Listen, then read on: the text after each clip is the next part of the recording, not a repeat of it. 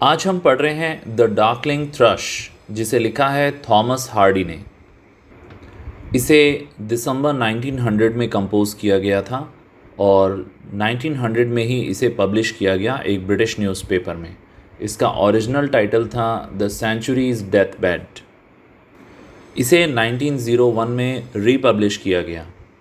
Thrust का अर्थ होता है एक बर्ड, ये एक बर्ड होती है। तो इस पोएम का टाइटल है द डार्कलिंग थ्रश। डार्कलिंग का अर्थ होता है धीरे धीरे अंधेरा हो रहा है। एक्चुअल में ये पोएम लिखी गई थी 31 दिसंबर को, यानी कि साल का अंत हो रहा था। इनफैक्ट पूरी सदी का ही अंत हो रहा था। विंटर अपने पीक पे था। आइए अब स्टार्ट करते हैं लाइन बाय लाइन इसका explanation. I leaned upon a coppice gate when frost was spectre grey. तो यहाँ पे लीन की सेकंड फॉर्म है लींट, यानी कि मैं झुका हुआ था एक कॉपिस गेट पर। कॉपिस गेट एक टाइप का गेट होता है।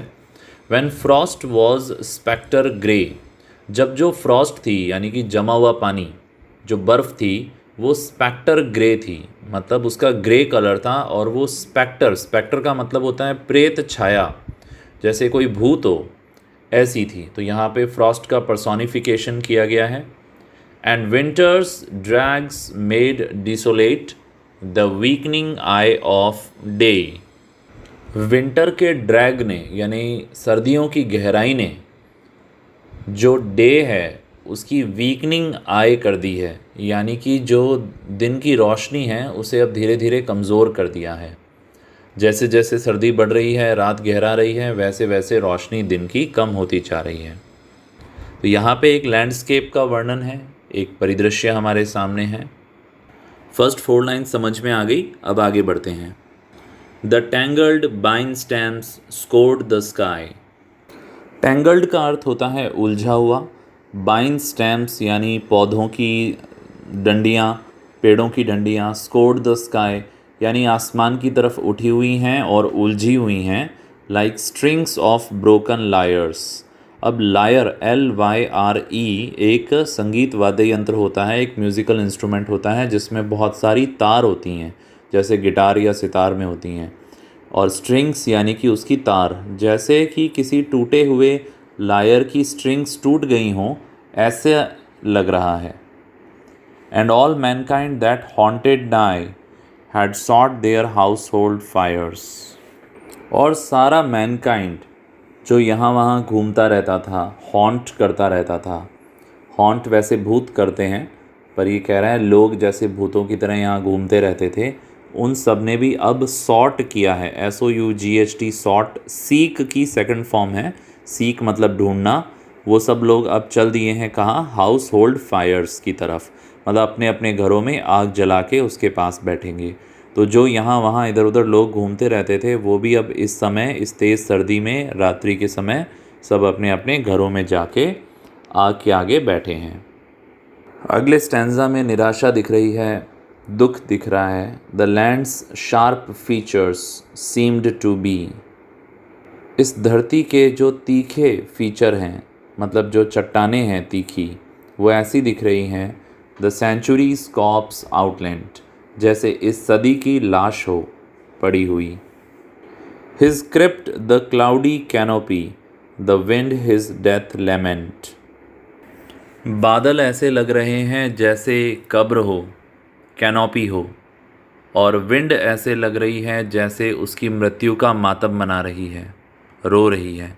जैसे साएं साएं की आवाज़ चलती है, तो ऐसा लग रहा है जैसे हवा भी रो रही है सदी की मौत पर। The ancient pulse of germ and birth, जो पुरातन पल्स था जिंदगी का, जन्म का, वॉज श्रंकन हार्ड एंड ड्राई, वो सिकुड़ के सूख गया है और हार्ड हो गया है।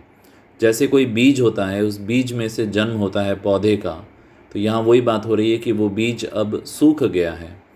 And every spirit upon earth seemed fervourless as I. और हर एक जो स्पिरिट है इस धरती की, हर एक जो आत्मा है इस धरती की, आत्मा मतलब इंसान, सीम्ड फॉरवर्डलेस एज आई, वो दिख रहे हैं उतने ही मायूस जैसा कि मैं भी हूँ। At once a voice arose among, तभी अचानक एट वंस एक आवाज़ उठती है, द ब्लीक ट्विग्स ओवरहेड, और जो टहनियों की चटकने की आवाज़ है उसमें से कहीं ये आवाज़ निकल के आती है, in a full hearted evensong of joy illimited. In a full hearted evensong मतलब पूरे दिल से इवनिंग का सॉन्ग, शाम का सॉन्ग गा रही है, ऑफ जॉय खुशी का, इलिमिटेड मतलब अनंत, कोई लिमिट नहीं है उसकी। An aged thrush frail gaunt and small, एक बूढ़ा थ्रश पक्षी, कमज़ोर सा, पतला सा, छोटा सा, इन ब्लास्ट बिरफल्ड प्लूम। अब रफ़ल करने का क्या मतलब होता है? जैसे हम लोग अपने बालों में हाथ नहीं फेरते, हमारे बाल लहराते हैं। प्लूम का मतलब होता है कलंगी, जैसे पक्षी के ऊपर कलंगी होती है। तो यहाँ पे उसी बर्ड को डिस्क्राइब किया जा रहा है।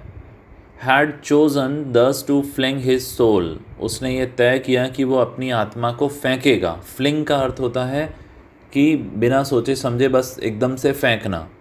अपॉन द ग्रोइंग ग्लूम, कि ये जो ग्लूम का अर्थ होता है निराशा, ये जो बढ़ती हुई निराशा है इसके ऊपर वो अपनी आत्मा को फेंकेगा और हर तरफ से निराशा हट जाएगी। So little cause for carolings of such ecstatic sound, ये कह रहा है कि कोई बड़ा कारण नहीं था, कोई कैरोल गाने का कोई कारण नहीं था, कोई गीत गाने का कोई कारण नहीं था, ये इतना अच्छा कैसे गा रहा है और क्यों गा रहा है। was written on terrestrial things afar or nigh around, मुझे कहीं कुछ ऐसा लिखा हुआ दिख नहीं रहा था।